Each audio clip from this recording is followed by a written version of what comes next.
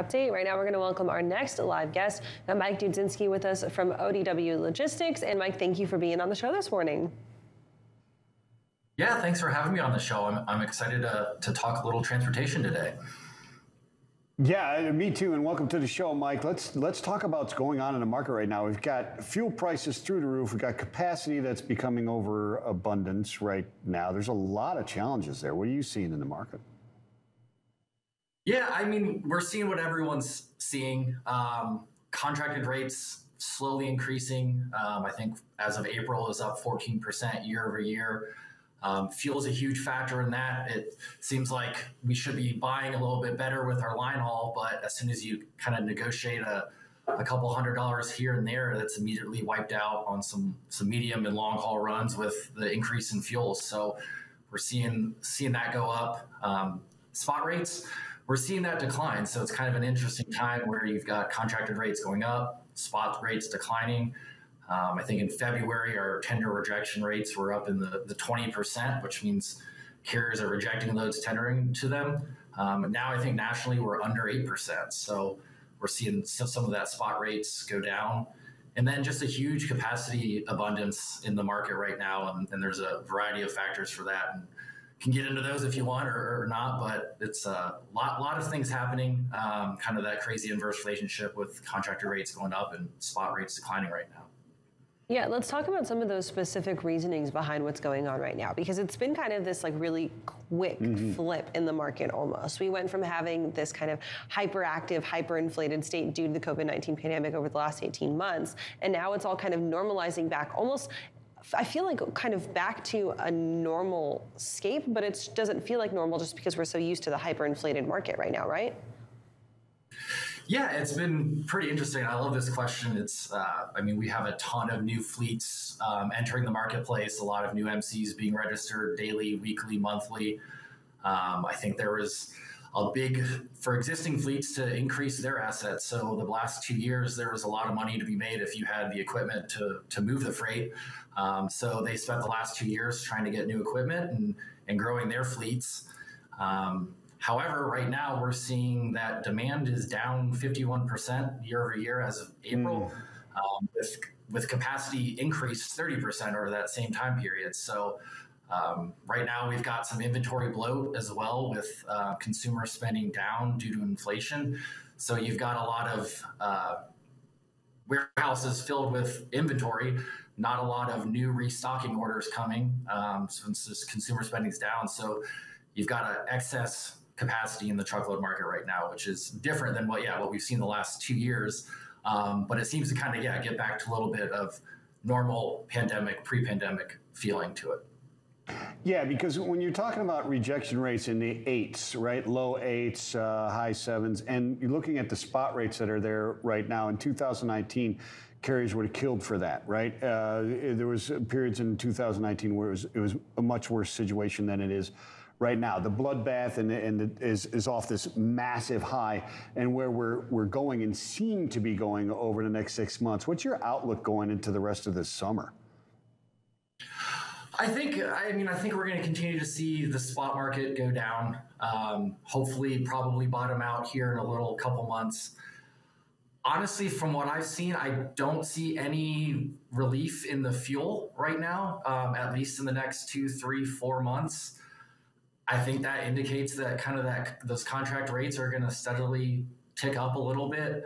Obviously, if you're talking to a shipper about what you can do to mitigate some of those costs, I mean, that's what I do on a day-to-day basis is definitely you want to try to see if you can go into the spot market. I think we were, as a 3PL, we were asked to, pre-pandemic, was to leverage and buy better. And it's just hard and challenging to buy better these last 2 years. So be interesting to see where it goes. I don't see a big change in kind of the current projections right now, though. Mike, I'm glad that you bring up that point, because something that I love about you guys at ODW is that every time we talk to you, one thing that you guys really hone in on is both helping out the shipper, but also taking care of the carrier. Like, you guys are very, very set in the middle of helping out both parties.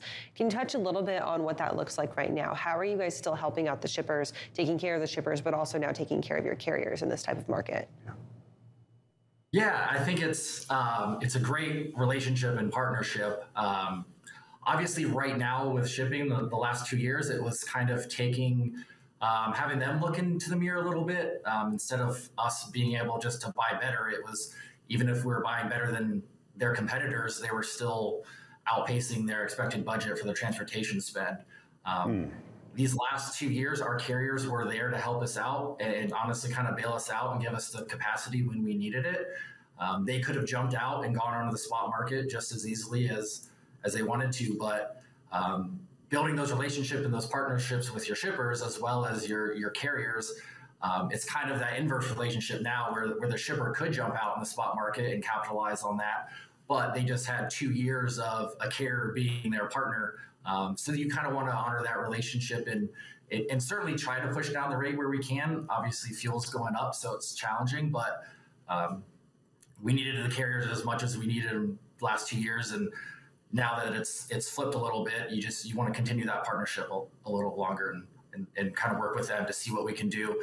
Can we better? The name of the game is utilize truckloads the best we can. That's less fuel that we're spending, less drivers that we need on the road. So I mean, there's some driver shortages previously, environmental impacts there, and if we can do that and work with shipping strategies with optimization, longer lead time, we can better utilize those trucks and use the capacity the best we can right now. Yeah, so Mike, excellent points there, and I agree with you 100%. I always like to say that the